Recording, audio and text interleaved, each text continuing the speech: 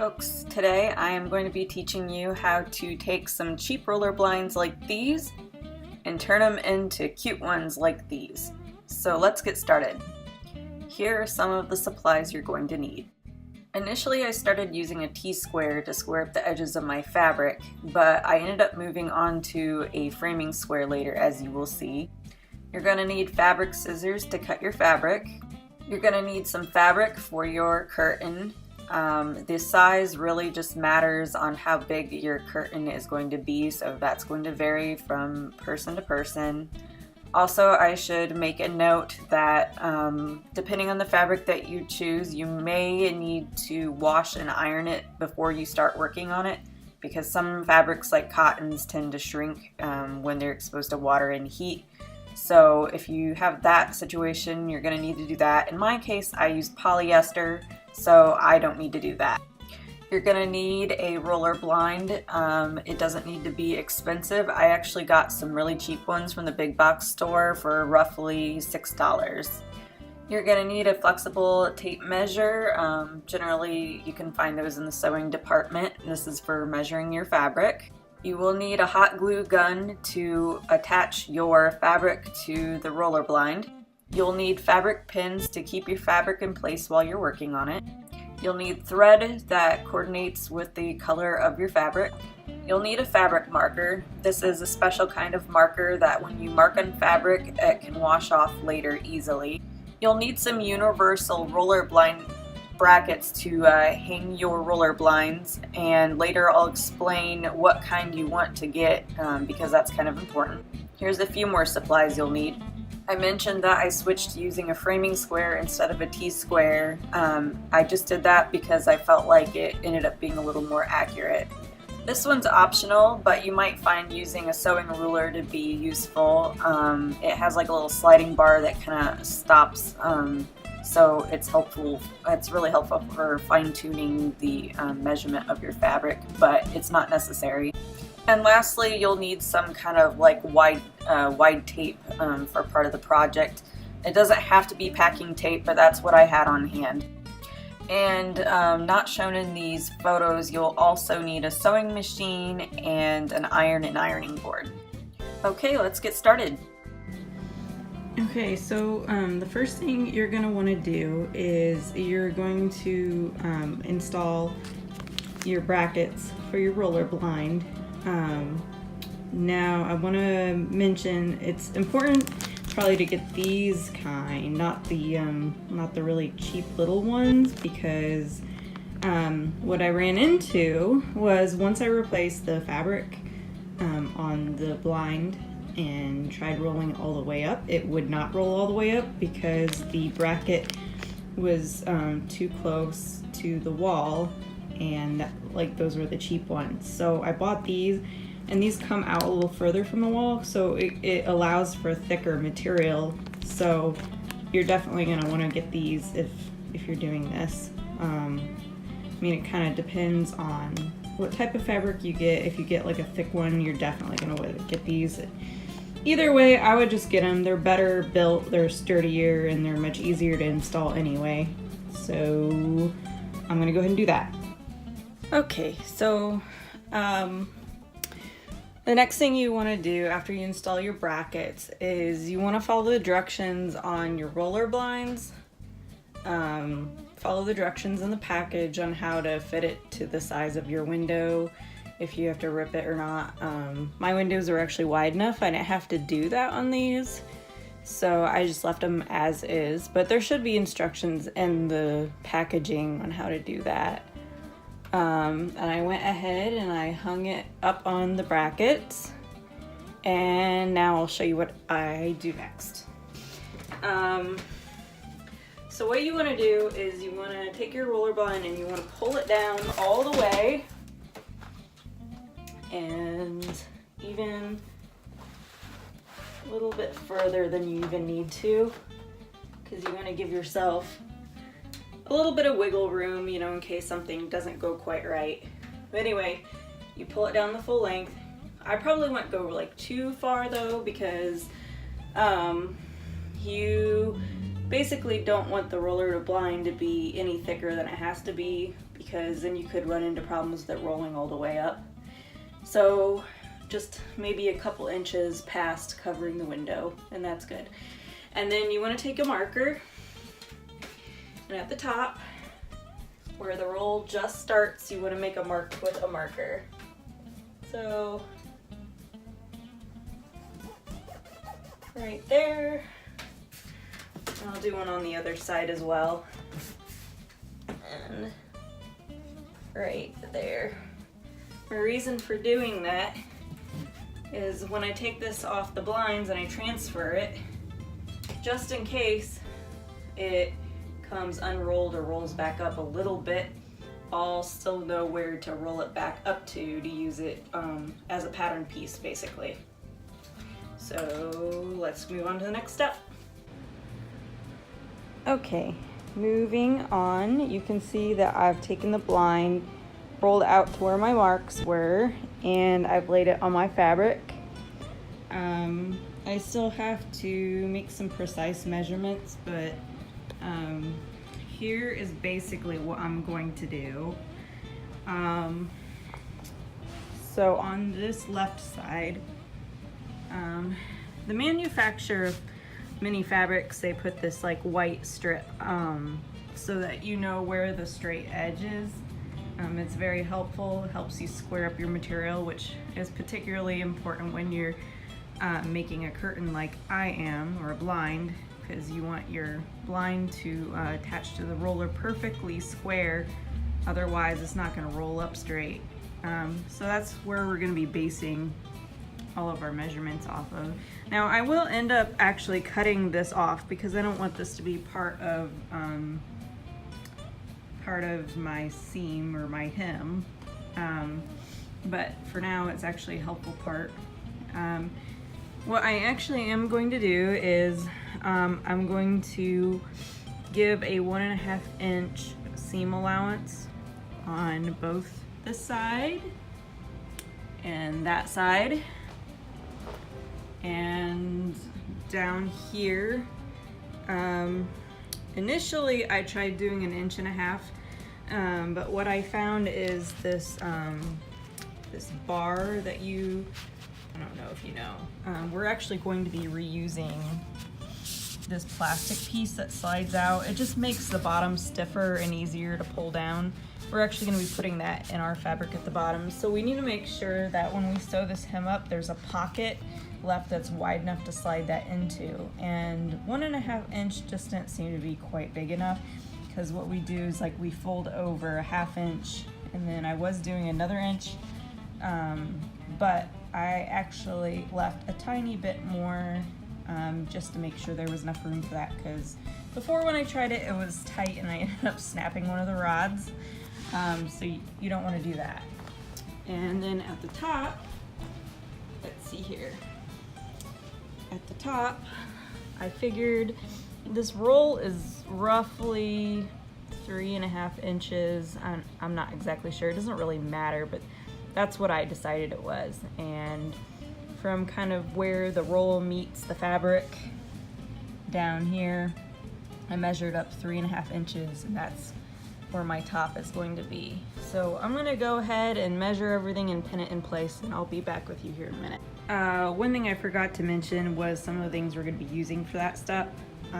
So to measure, that's what I use this for. I mean, I'm gonna measure my little hem allowances right there, and I'm gonna use my marker here. This is a special kind of marker. It's washable, so if you mark your fabric, it wipes off later, which so it's like a fabric marker. Anyway, I'll just be making like little marks at different intervals along here, and then I use my square here to kind of connect that with a marker to make a straight line. Also, the square is useful for when you start doing measurements further away from this side here. So like for instance, if you were worried that this edge wasn't perfectly square, you can take this line it up with that white edge, and I don't know, you can see here. I'm not going to be precise here, but I mean, you kind of see what I mean. If I square up there, you're going to see what's off, and then you're going to cut off that so it's perfectly square. Same at the top here. I'm going to assume that this roller blind is already square per the manufacturer. So on the other side over there, I'm pretty much just going to go off the edge of the roller blind. And then you probably will want to kind of like pin it in place just so it doesn't slide around. Okay, one more thing. I did decide to switch squares. So instead of using my T-square over here, I decided to switch to a framing square. I felt like it would, because both sides are longer, I'd probably get a more accurate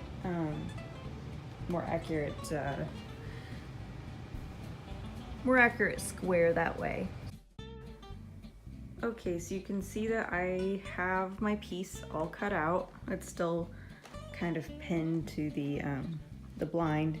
I have a little piece of tape on there because I didn't want to stay rolled up to the spot I marked on it. So I did that to keep it stationary.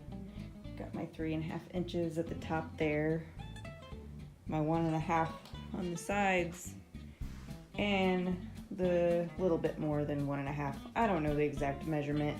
It's not really a big deal, just a little bit more, maybe like another 1/4 of an inch, between 1/8 and 1/4 extra down there. So anyway, I'm gonna go ahead and unpin it. At this point, I would recommend that if you have more than one window that you're doing, and the windows are the exact same size, instead of doing this process all over again, it's much easier just to use the piece of fabric that you just cut out to use as a pattern for the next one. So if you have that situation, go ahead and cut out as many as you need for that. Otherwise, let's move on. So the next thing I'm going to do is at the top, very top edge, the part that's going to go around the roller here, I am going to run a zigzag stitch along the top. I'm not sure it's completely necessary. I'm just doing it mainly to prevent unraveling while I'm working on the piece. Once it's glued down, I mean, it shouldn't even be a problem. It's just a precaution though. So I'm going to take it to the sewing machine and I'll be back. Okay, I'm back and I finished the zigzag stitch. You can see it along there. Okay, so the next thing we need to do is we need to work on the sides. And it's very important that you do the sides first and not the bottom, because if you do it the opposite way, you won't have a hole to put that rod back in. So you must do the sides first and then the bottom. So what we're gonna do, I'm not going to record the whole thing. I'm gonna go ahead and flip this over so the wrong side is facing up. And so on each side, both sides, we're going to flip this over like a 1/2 inch and iron it so it creases a little bit. Now I should mention a word of caution. I think I might have messed up one of my pieces of fabric before, because I did not realize this was polyester. I thought it was cotton, and I set my iron really, really hot. And then all of a sudden I noticed that my fabric was like almost like warped. It wouldn't matter how tightly I pulled the edges. There was like ripples in the middle, and I don't think I'm gonna be able to use that piece. So make sure your iron is set for the type of fabric that you use. Unfortunately, that might mean if you're using a polyester like me, that when you iron these edges, it may not be like a nice crisp line. Something I noticed that helped was like I use my fingernails and kind of zip the edge as I go along, and that kind of helps crease it a little bit. So as I turn it over and I measure that 1/2 inch, I pin it down, iron it, crease it with my fingernails, and then we'll flip it over another inch, you know, see where I have that mark, and we'll do the same thing, iron it, crease it, pin it down, and then we're gonna take it to the sewing machine after that and run a straight stitch as close to this edge as possible. So anyway, I will get back to you after I'm done sewing the sides. Okay, I have my sides both sewn. You can see I got that side and that side done, and now I have started working on the bottom hem.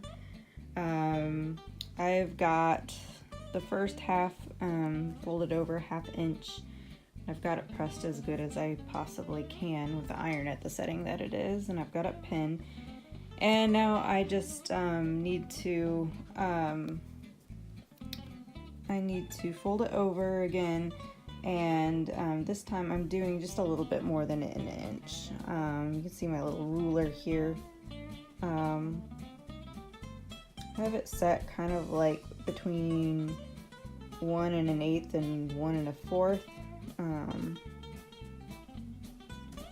So yeah, so I'm gonna flip it over. Alright, I've got that second part flipped over, and I've got it pinned, and I'm gonna take it over to the sewing machine. And it is important that you sew as close to this edge as you possibly can, because you want to leave as much room in this pocket for that rod. The sewing part is finished, and now you see I have the this rod started in that pocket.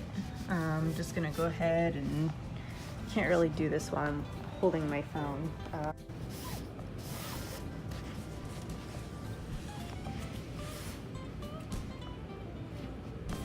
Anyway, you get the idea. So so we have that in there, and now we're gonna move on to working with our roller blind. So we have our roller blind here. It's all rolled up. We're gonna basically unroll the entire thing until the bar is exposed. And then we're just gonna kind of like rip the entire thing off. It's stuck to it with like a really strong double-sided tape, but it should just come off. And as far as I'm concerned, unless you have a use for this, this is trash. Okay, so this is kind of important. We have our tube here, and there's like a seam, if you can see it, right there, and it kind of goes over here. We're gonna use that seam kind of as a guide to glue our fabric to. So I just wanna make sure that where it joins here, it's kind of slid over there. I don't know if you can see that. Just so that we have one long straight line to go by. And now we are gonna go take our curtain and our rod, and we're gonna get some hot glue, and we're gonna glue our curtain to this. Now it's important, you need to decide whether your curtain is going to be front mount or back mount. It doesn't really matter. Mine is going to be back mount, so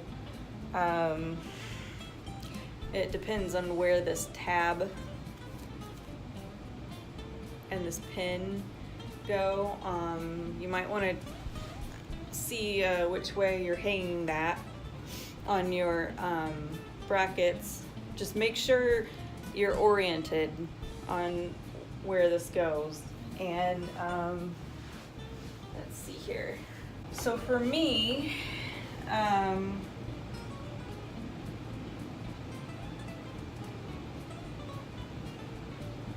for me, it is going to go on top and roll this way. So just make sure you get your ducks in a row and figure that out before you start gluing stuff. Something I found useful is to get some packing tape before you start doing the gluing. Where I was showing you before, right at this area where these two tubes meet, that is actually where the tube slides in and out to adjust the size. And when you take that the old vinyl fabric off, it does have a tendency to kind of move around, and you don't want it to do that while you're working on it and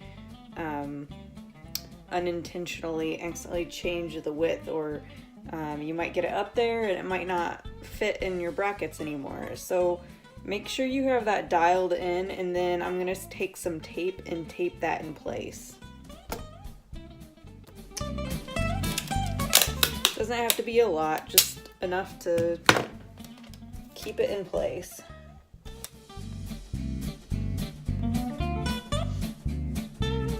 There we go.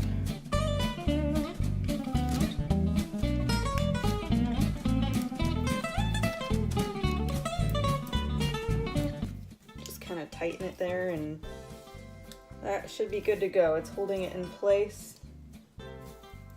And so we should be ready to start our gluing. Let me go get my fabric. So I went ahead and I kind of rolled up the excess of my fabric just so it isn't tugging on me while I'm trying to glue this. So I'm gonna go ahead and find that seam we talked about before.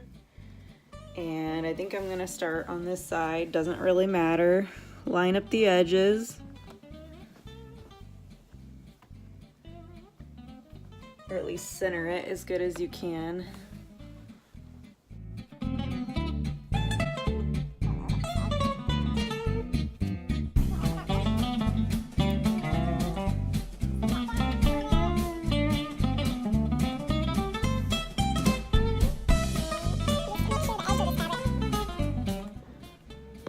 See if you can see what I'm doing.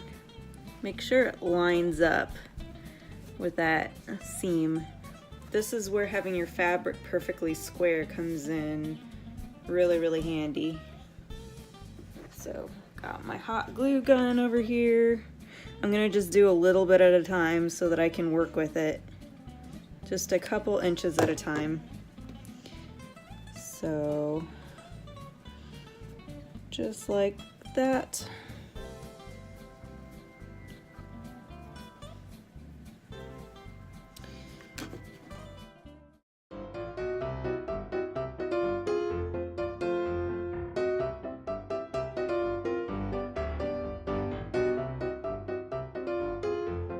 Make sure you don't have to go crazy with the glue because it actually holds really well, but you do want to make sure that there is enough on there that just in case you tugged a little bit too hard, it won't come off.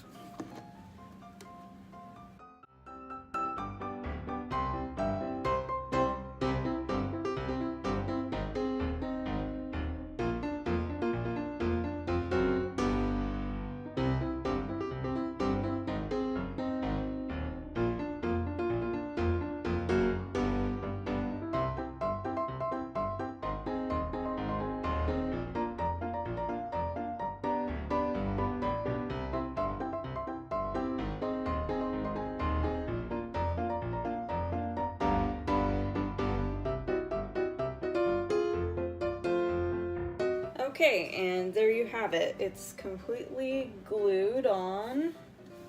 Feels pretty firm. And now I'm just gonna go ahead and roll this thing up. Shouldn't take too much to make it even, but you know, put a little effort into making sure it rolls up even.